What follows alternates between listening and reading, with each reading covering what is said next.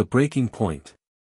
Dr. Sarah Chin stood before the towering doors of the Galactic Senate chambers, her hands steady despite the weight of what she was about to do. For 25 years, she had walked through these same doors, carrying humanity's hopes and pleading for basic fairness. Today would be different. Today, she carried an ultimatum. The massive chamber stretched before her like a cathedral of alien architecture. Hundreds of species had gathered here, their representatives seated in specialized pods designed for their unique physiologies. The air hummed with translation devices working overtime to convert the babble of alien languages into something resembling communication. Sarah's footsteps echoed as she walked toward the central speaking platform. Behind her, Zephyr Kane followed silently. The former Special Forces operative had been her military attaché for the past 5 years, and his presence today was not ceremonial. If things went badly, they would need his expertise to get out alive. The human delegation occupied the smallest section in the chamber, tucked away in a corner where other species could easily ignore them.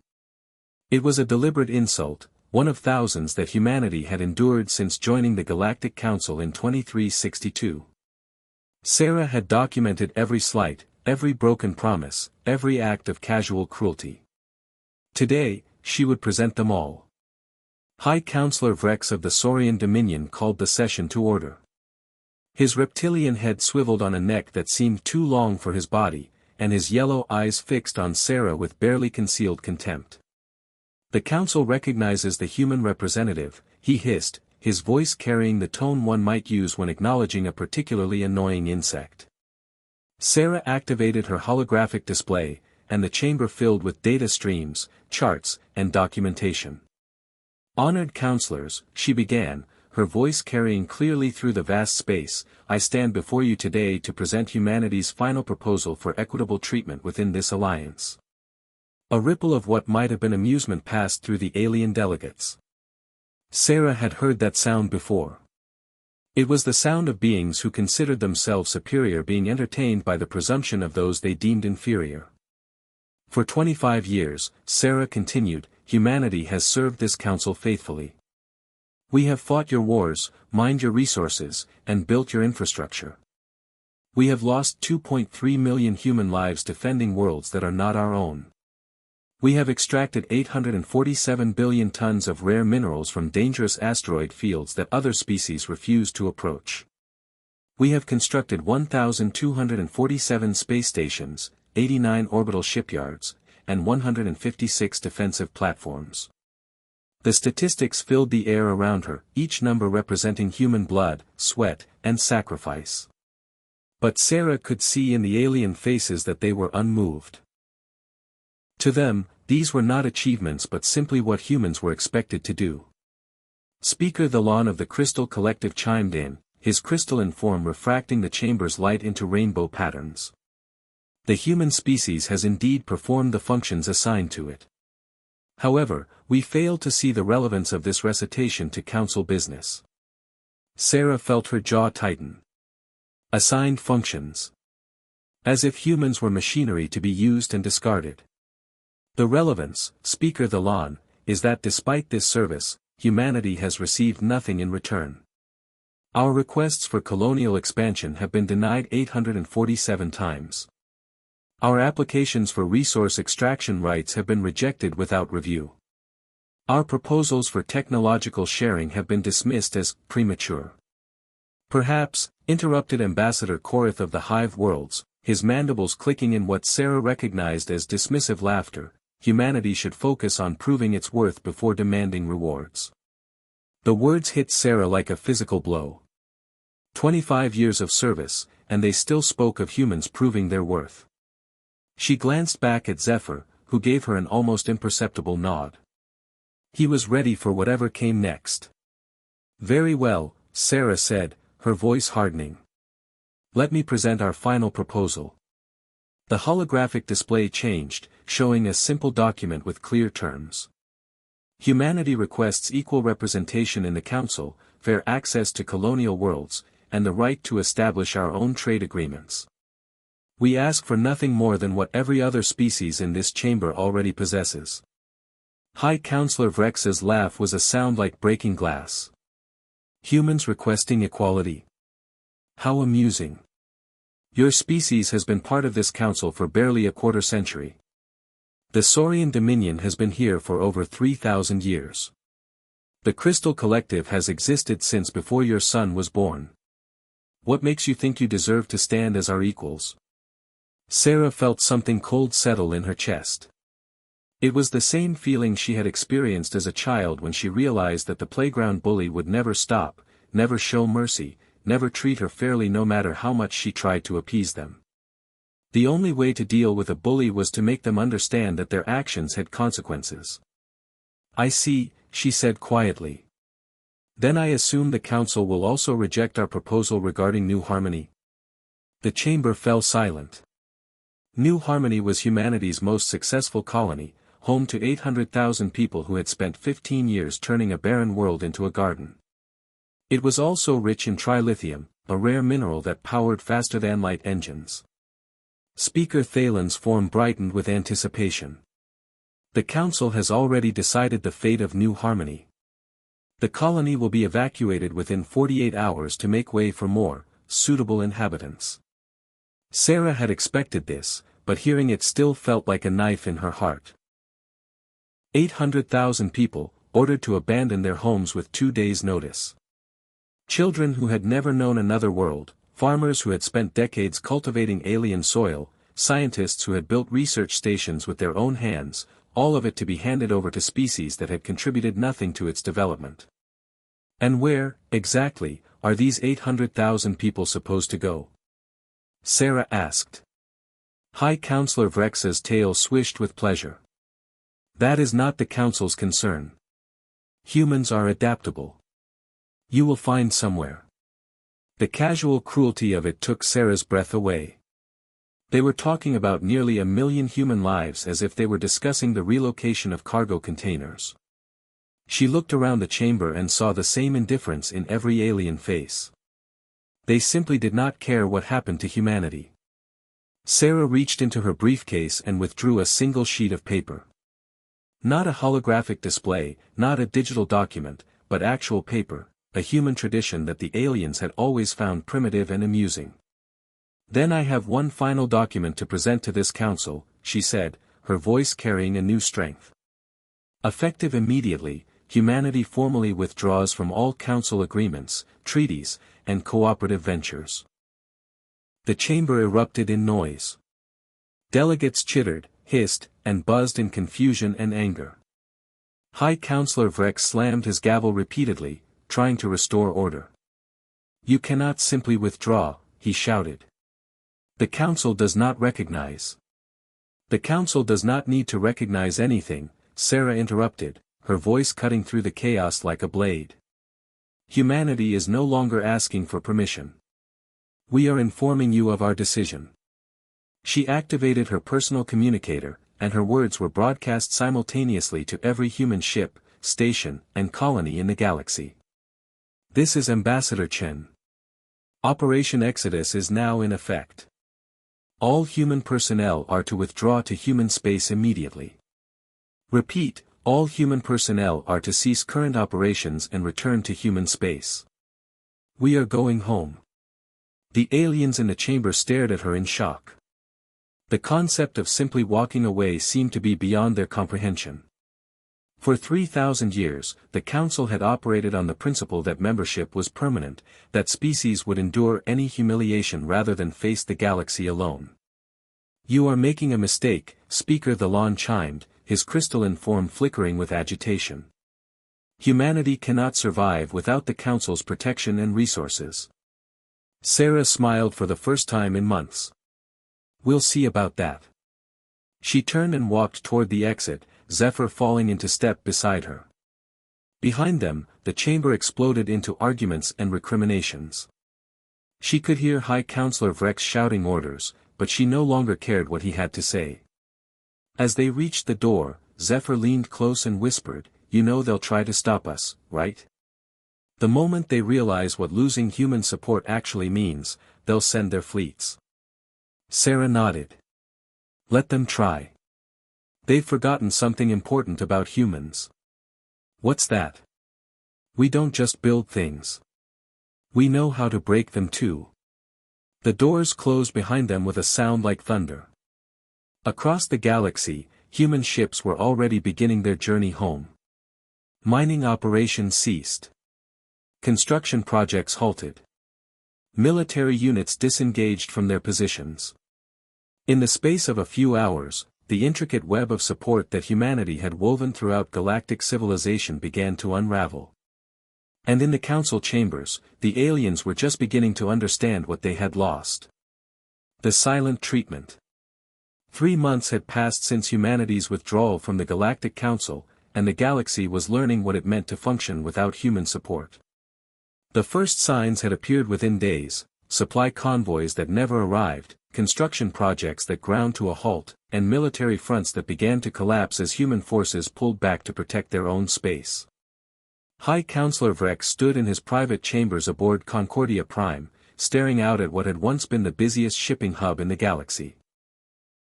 Now, only a few dozen ships moved through the space lanes that had once carried thousands of vessels daily. The great orbital docks that humans had built were falling silent, their automated systems failing one by one without human technicians to maintain them. A soft chime announced the arrival of his aide, a young Saurian named Kesh. "Counselor, the emergency session is ready to begin." Vrex's tail twitched with irritation. Emergency session had become the default state of the council over the past 3 months. Every day brought new crises, new failures, new evidence of how deeply humanity had been integrated into galactic civilization. The council chamber was only half full. Many delegates had been forced to return to their home worlds to deal with local crises. The Andromedans were facing starvation on their outer colonies because human cargo ships no longer delivered food supplies.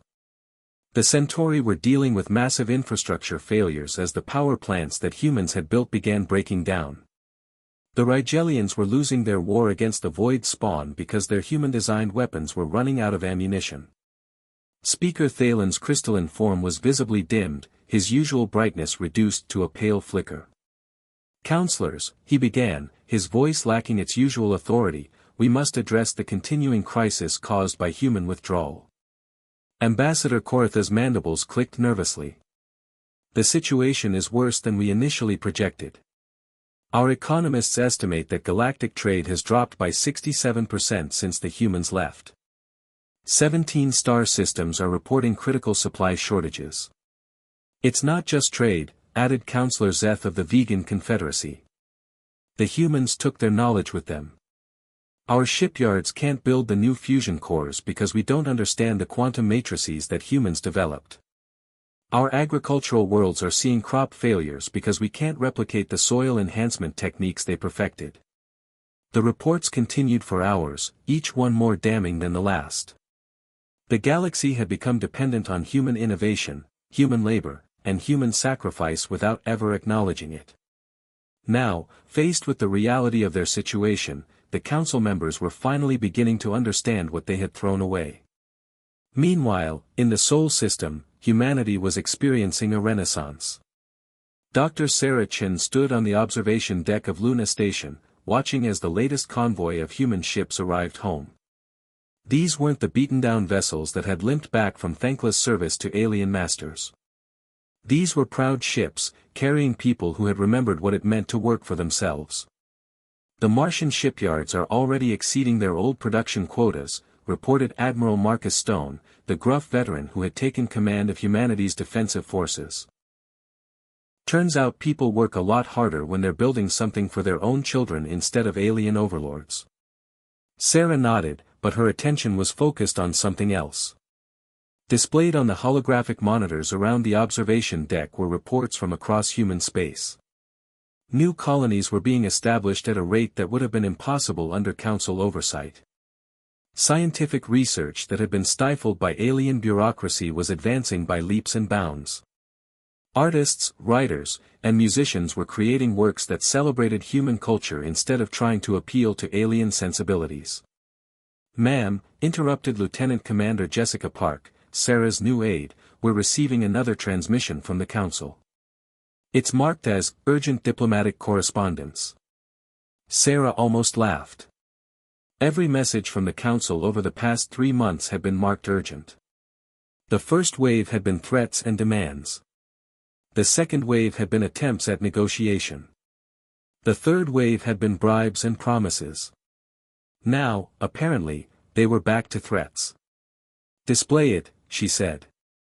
High Counselor Vrex's reptilian face appeared on the main screen, his yellow eyes filled with barely controlled rage. "Dr. Chen, this childish tantrum has gone on long enough. The Council demands that humanity return to its obligations immediately. Failure to comply will result in severe consequences." The transmission ended, and Sarah found herself smiling. The aliens still didn't understand. They thought this was about hurt feelings or wounded pride. They couldn't grasp that humanity had simply moved beyond needing their approval. "Admiral," she said, turning to Stone, "what's the status of our defensive preparations?" Stone's weathered face creased into a grin. "Better than they know. The new shield generators are online around all major colonies. The rapid response fleets are positioned at key jump points. And the Prometheus defense grid is now fully operational." The Prometheus defense grid was humanity's masterstroke, a network of automated defense platforms that could protect human space without requiring a single human life to be risked. It was the culmination of decades of human innovation, freed from the constraints of having to share their technology with species that had never appreciated it. "And our new allies?" Sarah asked. "The Terran Alliance is growing stronger every day. 17 independent species have already signed mutual defense pacts with us. Turns out we weren't the only ones who were tired of being pushed around by the Council." This was perhaps the most satisfying development of all. Humanity's withdrawal had inspired other species to examine their own relationships with the Council. Smaller civilizations that had been forced to accept unfavorable terms were now finding the courage to stand up for themselves. The galaxy was reorganizing itself around principles of mutual respect rather than dominance. A new transmission alert chimed, and Sarah was surprised to see that it came from a private channel. The face that appeared on the screen was familiar: Ambassador Thrix of the Altarian Republic, one of the few aliens who had ever shown genuine friendship toward humanity. "Sarah," Thrix said, his 4 arms gesturing frantically, "I'm contacting you in violation of Council orders. The situation here is desperate. The Council is planning to use military force to compel human compliance. A fleet is already being assembled." Sarah felt a chill run down her spine. She had hoped that the aliens would eventually come to their senses and realize that cooperation was better than coercion. Apparently, they were going to have to learn the hard way. "How long do we have?" she asked. "The fleet will launch within the week." "But Sarah, you need to know, it's not just about forcing humans back to work. The Council has decided that humanity is too dangerous to be allowed independence. They're planning to break your spirit permanently." The transmission ended, leaving Sarah staring at a blank screen. She had known this moment would come. The Council couldn't allow humanity's successful independence to inspire other species to follow suit. They would use force to maintain their system of exploitation. But they had made one critical error in their calculations. They still thought of humans as the same species that had begged for scraps from their table 25 years ago. They didn't understand how much humanity had changed, how much they had grown. "Admiral," Sarah said, her voice steady despite the weight of what was coming, "it's time to show them what humans are really capable of." Stone nodded grimly. "The fleet's already moving into position. But Sarah, you know what this means. Once we defend ourselves, there's no going back. The galaxy will never be the same." Sarah looked out at the stars, at the vast expanse of space that humanity was now free to explore on its own terms. Somewhere out there, alien fleets were preparing to force humanity back into servitude. They would learn, as bullies throughout history had learned, that some people simply could not be broken. "Then we'd better make sure we win," she said. "Because if we don't, no species will ever be free again." The stage was set for a confrontation that would reshape the galaxy. On one side stood the Galactic Council, with their massive fleets and their ancient certainty that might made right. On the other stood humanity, small in numbers but infinite in determination, ready to prove that freedom was worth any price. The silence between them was about to be broken by the sound of thunder.